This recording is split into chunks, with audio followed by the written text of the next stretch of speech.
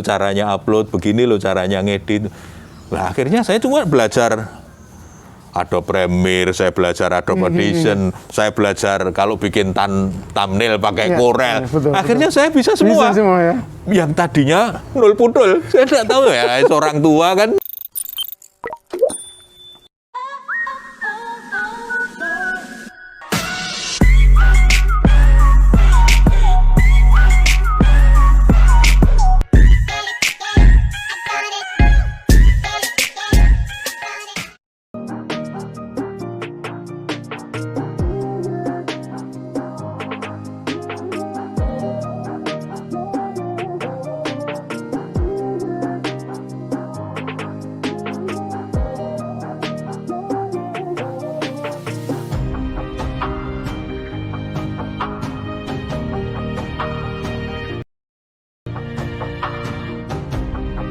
Warahmatullahi wabarakatuh. Waalaikumsalam. Salam perawanan, salam perubahan, menggaji diri sendiri, menggaji orang lain, menggaji Indonesia.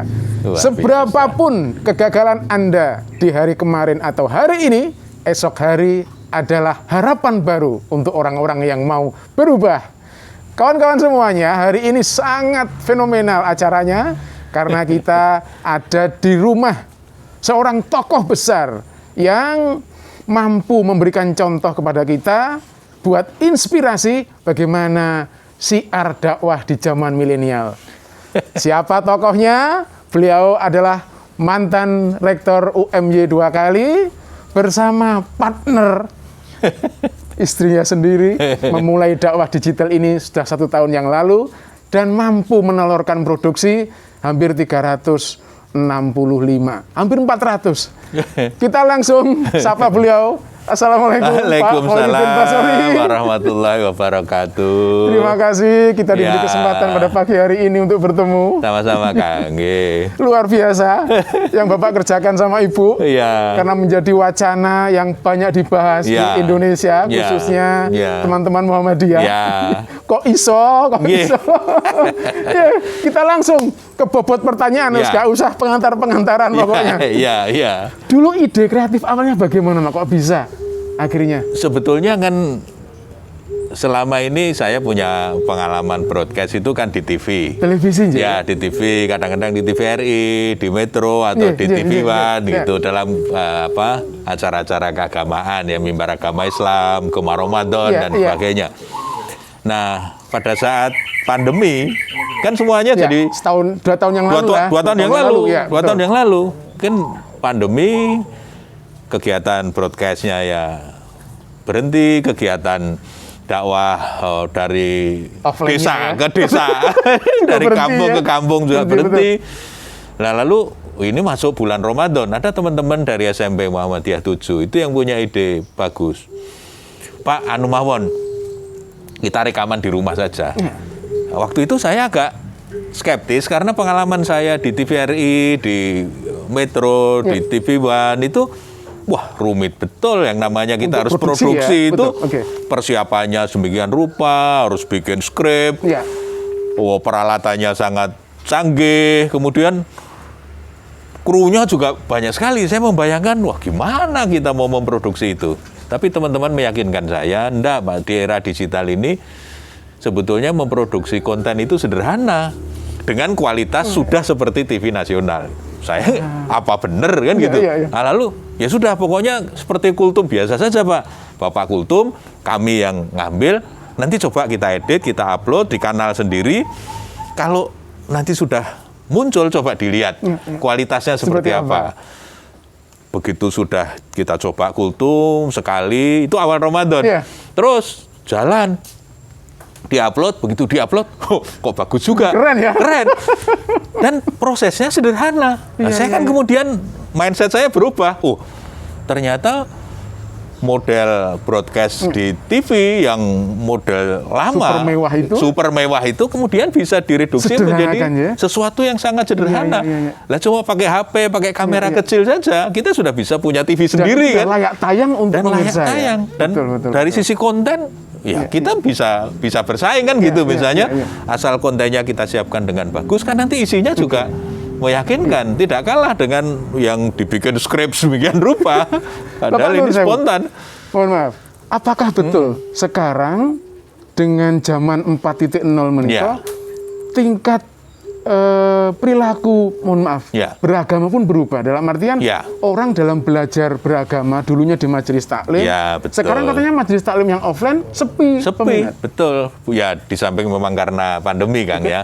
Orang dibatasi, tetapi juga kesibukan orang. Orang kan punya kecenderungan ya, kalau ada yang mudah, kenapa memilih yang sulit? Iya, kalau kita tuntutan zaman sekarang memang harus berubah seperti ini, Pak. Harus bisa. Saya bahkan kemudian mengajak sahabat-sahabat ya, mengajak teman-teman yang memang ustadz beneran, misalnya alumni Timur Tengah, ini kan kiai beneran. Sudahlah, 10 menit saja direkam, baca kitab, lalu diterangkan. Itu sangat bermanfaat. Ada masalah apa sebetulnya, Pak? Kenapa mungkin gagap ya, tidak bisa ya naik? Mungkin gagap ya. Ada kan begini toh, Kang. Orang itu kalau secara psikologis itu biasanya akan nyaman di zona nyaman aslinya. Jadi misalnya itu dia ustadz biasa offline itu nyamannya offline. Ketika harus online dengan pernik-pernik baru misalnya, bagi yang tidak mudah beradaptasi itu menjadi sesuatu yang membuat dia takut. Itu yang kemudian disebut sebagai fear zone. Jadi ada zona ketakutan. Ya sama dengan orang mau memulai usaha tuh, Kang.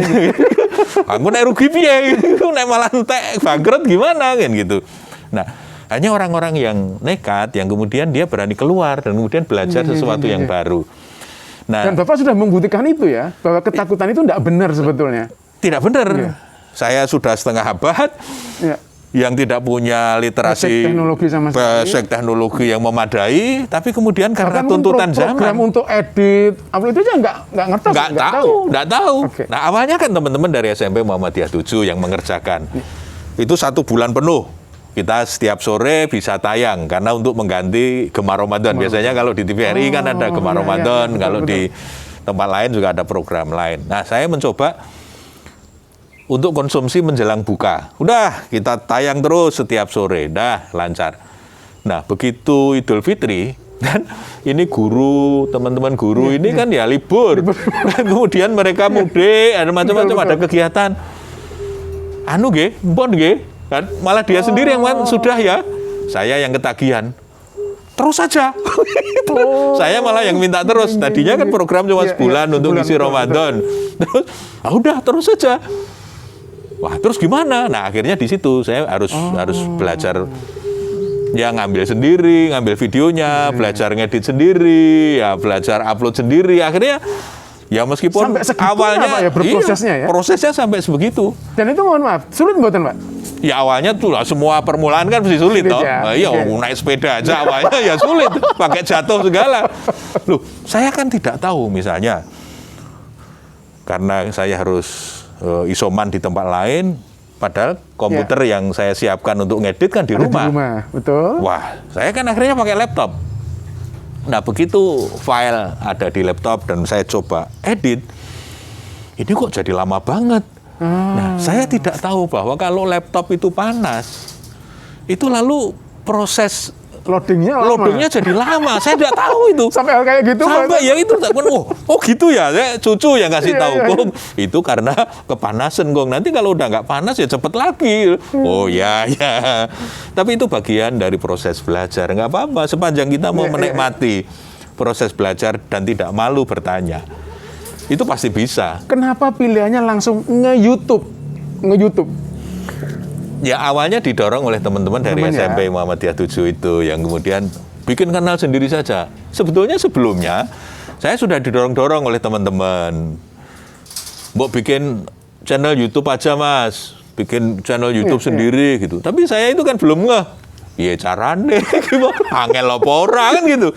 Tapi begitu sudah dikasih contoh oleh teman-teman SMP, lalu dikasih tahu gini loh caranya upload, begini loh caranya ngedit. Nah, akhirnya saya cuma belajar Adobe Premiere, saya belajar Adobe Audition, saya belajar kalau bikin thumbnail pakai Corel. Akhirnya saya bisa semua. Ya.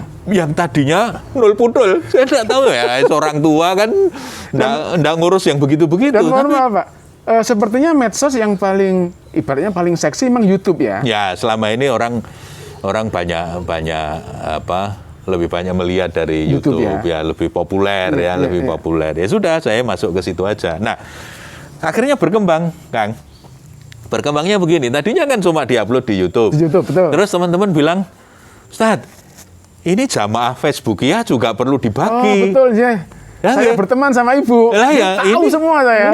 Lah ini jamaah Instagramia juga perlu. Betul. Tadinya saya nggak punya. Terus berlanjut ke situ ya. Terus akhirnya diupload juga di situ supaya kemudian banyak teman yang bisa ikut menikmati. Nah, saya kan dulu di madrasah, kemudian belajar psikologi. Nah, saya itu ingin gimana caranya menerangkan agama itu dalam bahasa psikologi supaya lebih enak dinikmati betul. Dan supaya lebih aplikatif. Dan ternyata ya alhamdulillah banyak yang kalau misalnya saya terlambat upload, sudah ada yang WA. Tanya-tanya ya. Oh ya, ini libur ya Tat. Sudah ada pelanggannya.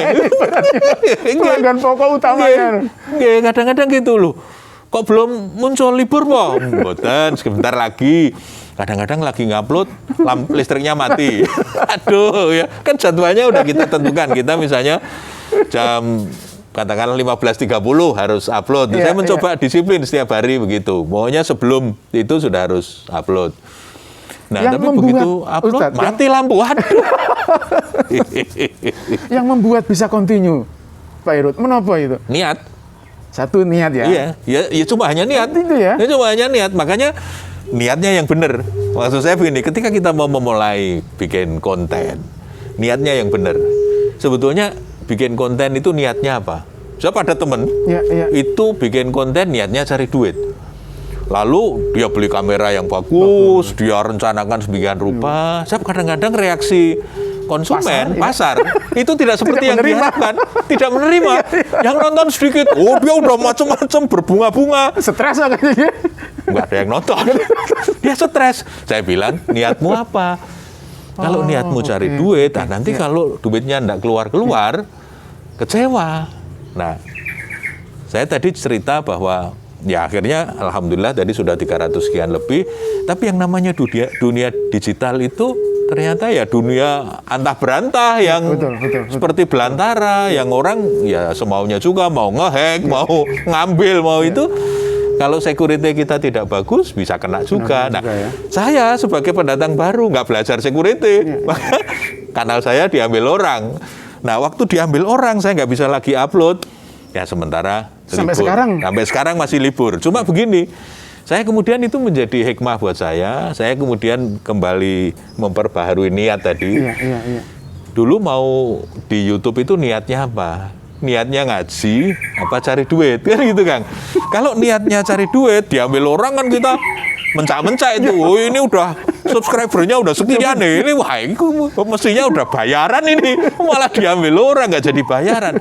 Gelo. Betul. Tapi kalau niatnya mau ngaji, ya udah nanti kalau nggak bisa dikembalikan ya bikin channel baru lagi aja. Kita upload video baru lagi aja, nggak apa-apa. Niatnya ngaji kok.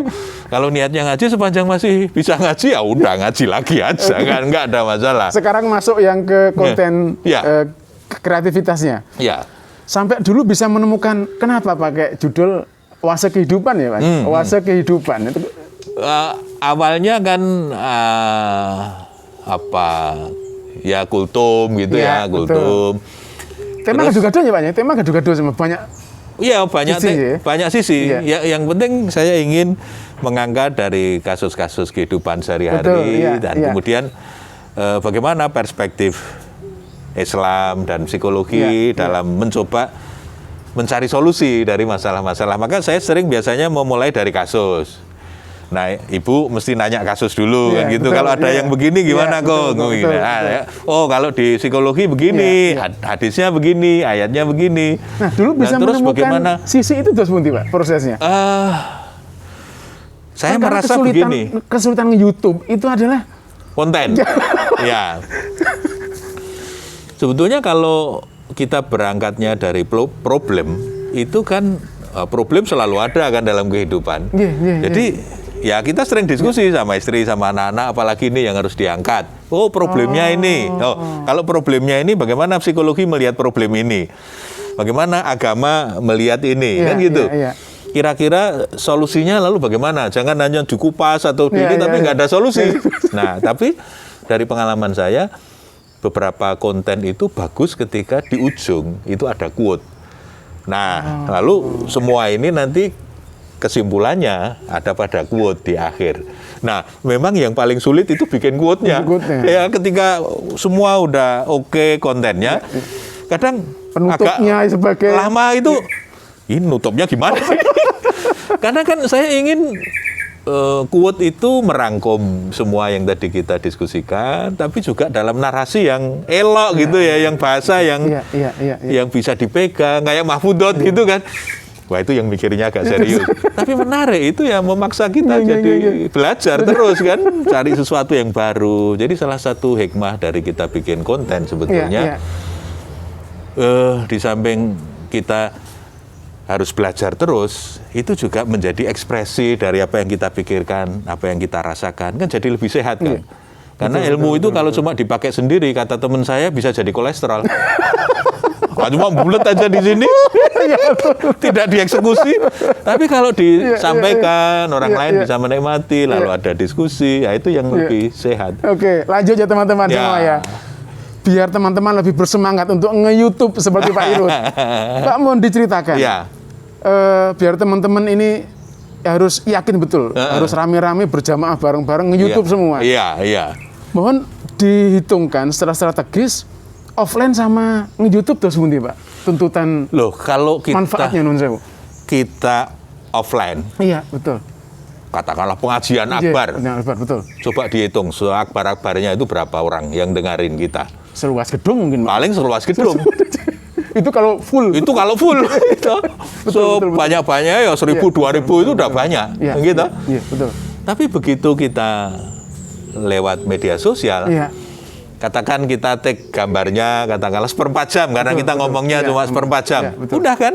Nanti diedit, diupload, yang mendengarkan, yang melihat bisa ribuan. Betul. Kita tidak usah jalan ke luar kota, nggak usah kemana-mana. Dan karena itu cuma 1/4 jam, sehari kita bisa bikin 2-3 konten kan? Betul. Iya. Pengalaman saya di awal, waktu mau bikin kultum itu, di awal kan stoknya masih banyak kan? Tema ya? Tema di awal. Jadi kadang-kadang, di awal itu banyak banget, bahkan mau keluar semua. Oke. Take lagi. Oke, take lagi. Oh, berapa? Kadang 2-3 episode bisa dalam 1 hari. Nanti bisa buat 3 hari. Lama-lama kan stok habis. Ya jujur saja. Apalagi mau bicara apa lagi? Itu sudah. Nah, salah satu kelebihan dari media sosial, kita harus menyampaikan sesuatu yang baru. Betul, ya. Kalau di offline, nggak baru nggak apa-apa. Karena sudah beda tempat. Yang dengarkan sudah beda. Beda orang ya. Beda orang. Jadi ini sama yang mendengarkan. Muter kaset nggak masalah. Itu. Kalau di media sosial, kita mengulang, pendengarnya, itu kemarin sudah diomongkan keluar lagi. Itu menuntut kita untuk lebih belajar banyak ya, Pak ya? Belajar lagi. Saya lalu jadi ngaji lagi, baca teori psikologi lagi, cari ide lagi. Dia tambah pinter lah ya. Tambah pinter gara-gara tiap hari harus upload di YouTube itu. Makanya saya senang sebetulnya. Bukan soal bayaran atau tidak bayaran, tapi soal menyehatkan dan kemudian untuk silaturahmi. Saya kadang-kadang ada teman yang dari luar daerah, Mas terima kasih. Saya ikut menyimak, ya alhamdulillah, mudah-mudahan bisa menjadi pengganti silaturahmi ya, nggak bisa offline ya, silaturahminya lewat YouTube. Oke, pertanyaan selanjutnya Pak. Teman-teman hampir semuanya menganggap bahwa kreativitas Pak Irut di YouTube ini itu adalah karena ada support dari tim kreatif, ada kamerawan, ada pembuat kontennya, betul nggak Pak tuduhan meniko? Betul, pada awalnya. Ya kan seperti yang saya ceritakan tadi, awalnya dibantu. Pada awalnya berarti hanya beberapa episode di awal aja? Iya. Pada awalnya itu yang menginisiasi teman-teman SMP Muhammadiyah 7, Kota Gede. Karena mereka punya unit produksi, punya kamera, udah biasa nyuting dan sebagainya, bisa ngedit, bisa ngupload. Tapi lama-lama kan saya tidak bisa tergantung dengan mereka. Mereka punya kesibukan. Betul. Kebetulan cucu saya sukanya ya editing, fotografi, IT gitu yang masih kelas 5 SD. Dia yang usul, Kung kita coba bikin sendiri aja Kung. Siap. Dia yang ngambil pertama, dia ngambil. Berapa episode Pak dari yang 1 bulan di bulan puasa setelah. Oke. Nah ini titik baliknya Idul Fitri. Idul Fitri kan mereka semua punya kesibukan, Ya, cuti betul, kan, betul. mudik. Intinya off semuanya. Off semua, Ya. padahal saya harus tayang terus. Iya. Gimana ini? Udah di rumah kita coba bikin sendiri. Ya dia yang ngambil. Nah cuma karena anak kecil ngambilnya belum punya tripod yang bagus itu.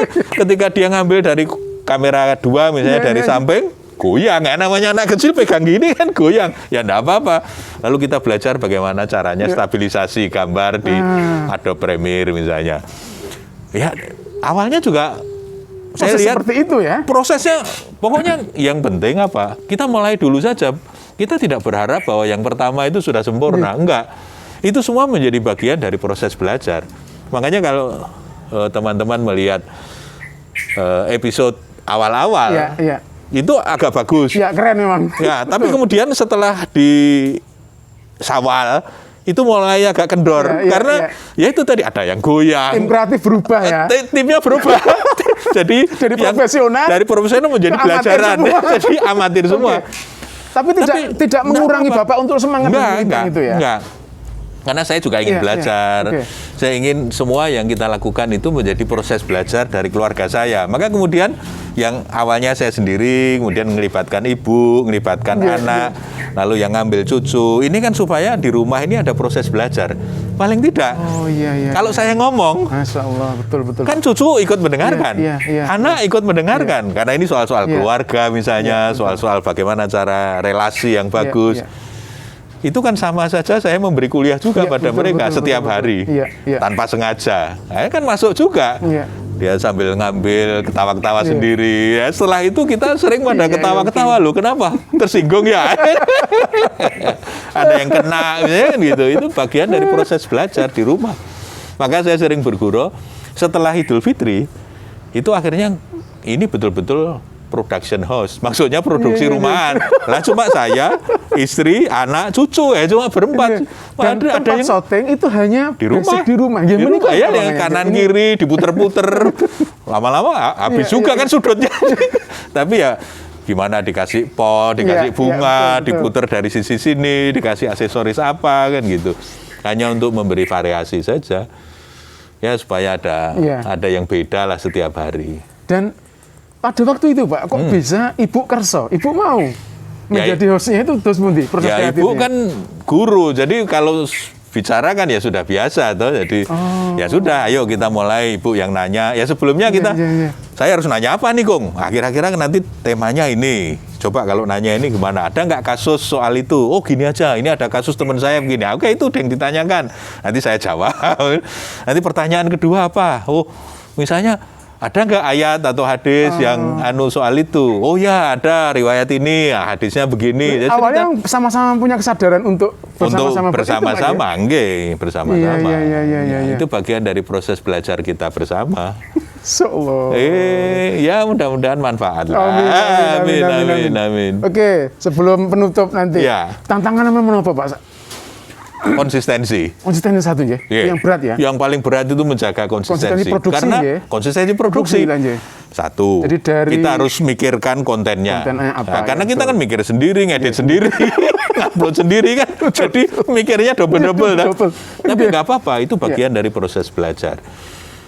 Bikin kontennya. Yang kedua kendalanya itu karena di tempat kita itu kadang-kadang internetnya lemot.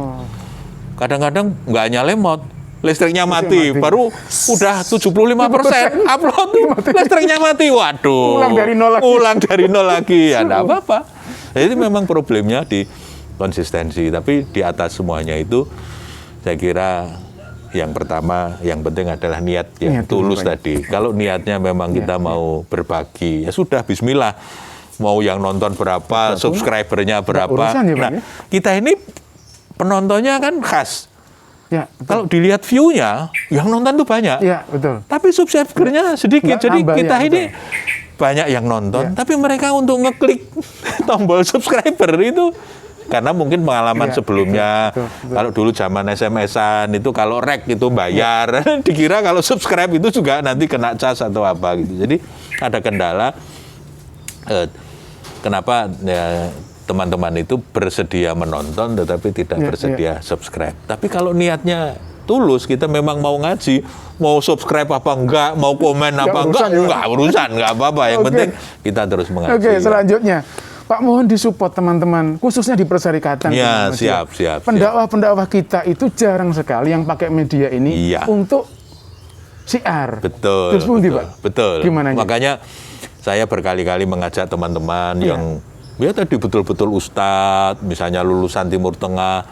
Saya membayangkan alangkah eloknya, misalnya saya punya kitab tafsir misalnya, sudah dalam 10 menit, 15 menit, dibacakan kayak di pesantren tradisional itu, kiainya sorogan gitu, dia membacakan Arabnya, kemudian diterjemahkan, diterangkan itu maksudnya begini. Wah, itu keren sekali. Keren sekali. Saya tapi sudah itu belum ngajak ada, beberapa. Pak. Ini belum ada kita, ini lembaga-lembaga besar juga. Ustadz-ustadznya nggak ada yang mengerjakan itu. Teman-teman itu kalau saya dorong-dorong, itu siap, sanggup sebetulnya. Gitu ya? Tapi belum jalan. Jadi memang problemnya dieksekusi. Nah, saya berharap tergerak semuanya. Teman-teman bisa memulai sehingga di Jagat Maya ini kita juga ikut berkontribusi, tidak cuma jadi penonton, tapi kita juga jadi kreator konten yang produktif. Besok insya Allah kita akan nyambung siranya lagi, dan saya minta Pak Iluk ngasih epilog. Sesuatu pokoknya apa yang sampaikan. Karya besar itu hanya bisa lahir dari mereka yang merdeka.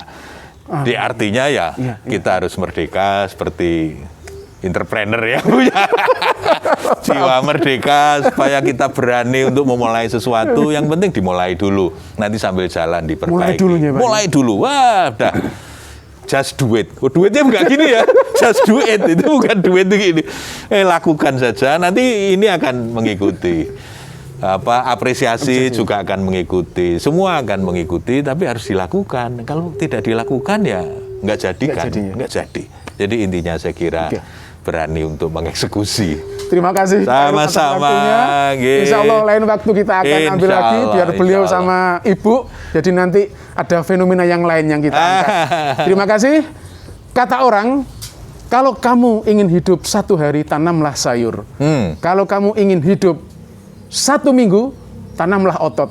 Tapi kalau kamu ingin hidup 10 tahun, tanamlah modal. Tapi ingat, kalau kamu ingin hidup 1000 tahun lagi, tanamlah pikiran. Terima kasih. Luar biasa. Kawan-kawan semuanya sudah menonton video ini. Ketemu lagi di video yang lain.